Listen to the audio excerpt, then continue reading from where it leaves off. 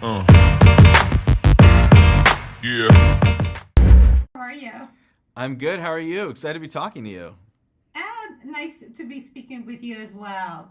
Okay, I have to ask, this is a franchise that people know. I am one of those dorks. I can say the lines from the first one, with Arnold Schwarzenegger, Um, Billy and Freight are no man, and Billy says, "This ain't no man." hmm So how do you keep it fresh for that, for the day one fans, as well as get a whole new generation interested? Doing something that has never been done before, not just for the franchise, but for all science fiction movies in general. We've always fallen in love with the creature sidekick or the monster villain, and they've never been at the lead of their own movie.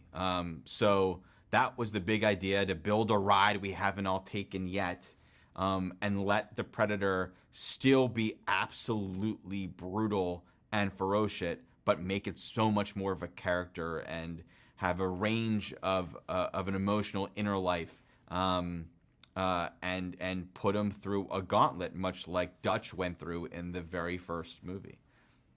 Now, as you stated, this is more to the eyes of the creature because in all the other movies it's creature versus man, right? And we understand and we get to learn that there's a hierarchy within the clan, so to say, which helps us understand their point of view a little bit better. Was that something that you instinctively wanted to show, or just were more or less were like, okay, again, we need to take it out of the humans versus creature more into who the creature is and show us why they are behaving the way that they behaved in the previous outings. Yeah, I mean, what was important to us was to tell a story that that didn't defang the monster in any way. So we figured he should be as badass as he is, what he's up against, both emotionally in his own family, and out there in the world, just needs to be that much more brutal than he is. And I think all of us, from all over, can find ourselves thinking about what makes us worthy, and wanting to prove ourselves to those around us, but even to ourselves. So yeah, it really was very specifically thought through in terms of telling a story that can still be absolutely badass, but also accessible emotionally, to everyone. And I think also, bringing in androids, which is especially with the talk of AI and everything, giving us a little bit of a glimpse on how the technology is used. Because in this particular case, it's, they are immune from the environment and things that we as humans, we can't necessarily overcome. Talk about that aspect on how, this movie shows a way that, in this talk of technology can be used in a good way. Um, I actually didn't think of it in terms of a commentary on AI. I really thought through the circumstances that Deck was in, and how he's trying to be more than where he came from, and also having these two robots or synthetics, that were programmed to do something, and both in their different ways reaching to be more than where they came from. And the idea of pairing programmed to do something, linking that to the way parents make an impression on their kids, and the guilt and the weight of legacy, and all of that is truly what informed the dynamics and the relationship between monster and robot in this movie. Absolutely. Well, you definitely gave us lots to chew on. The action is stellar as well as the sci-fi portion of it. So thank you Awesome. so much for your time and best of luck with everything. Thank you. Appreciate it. Thank you. You're welcome. How are you guys? Good. How are Very well, you? thank you. Excellent. Want to start with you, Elle. First of all, you're in the movie. Playing up apart for a good part of it. What when you read it, were you like, well, wait a minute, how's this gonna work? But at the same time, it made you rely on some of your other resources. So how was that? Definitely. I read the script and I talked to Dan, our director, shortly after. I'm like, and how are you going to do this? Because it was an amazing read, but I'm like, are we going to physically do this for real?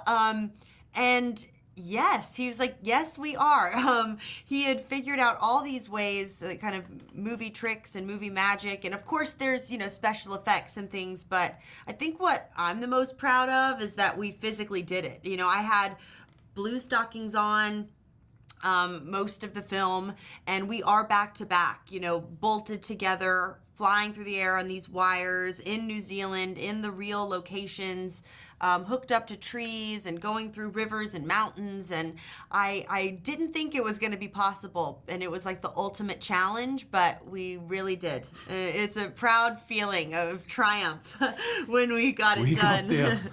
Yeah. Demetrius, for you, were you like, so Al, I'm gonna need like lunch and dinner, seeing that I did carry you around to work today. You know what I mean? I owe you a lot. A good steak dinner is definitely, I feel like, should be coming your way. Also, though, the challenge also for you, you're wearing prosthetics. You're not speaking a language that we know, right? And you also have to convey through all of this, like, his feelings of being outcast and then being thrown into this world and having to learn to survive.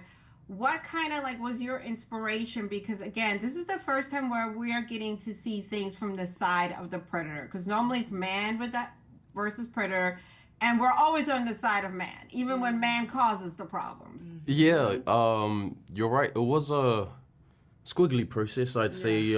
Getting to build Dick from the ground up. It was, for me, I was just trying to understand him, his psychology, where he's coming from. So that involved understanding Yautja culture, the codes that they live by, his particular clan in general, building just stories behind the Yautja, essentially. And we've never seen a predator be a protagonist, so we've never been able to relate or understand their journey, why they're going on these hunts. So, on top of all of the prosthetics and the language and whatnot, I really just wanted to hone in on his specific Yautja and portray him going through these difficult things, as truthfully as I could. I wouldn't say I was trying to connect with any type of humanity, because he's not human at all. There's nothing human about him.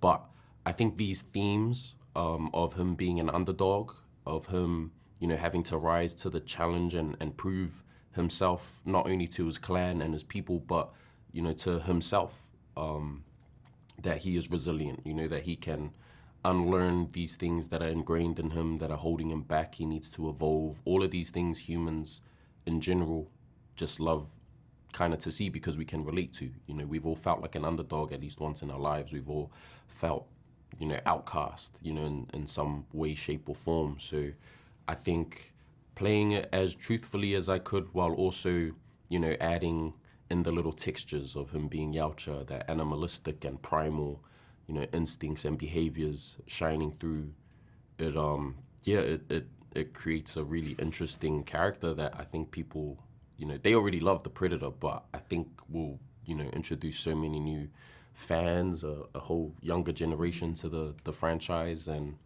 yeah, it's really cool. I think Dan's done a wonderful job, with this film. Yeah. I agree, but Al, you owe him a good steak dinner with some fries. All the working. She was going through it as well. I wasn't the only one in pain.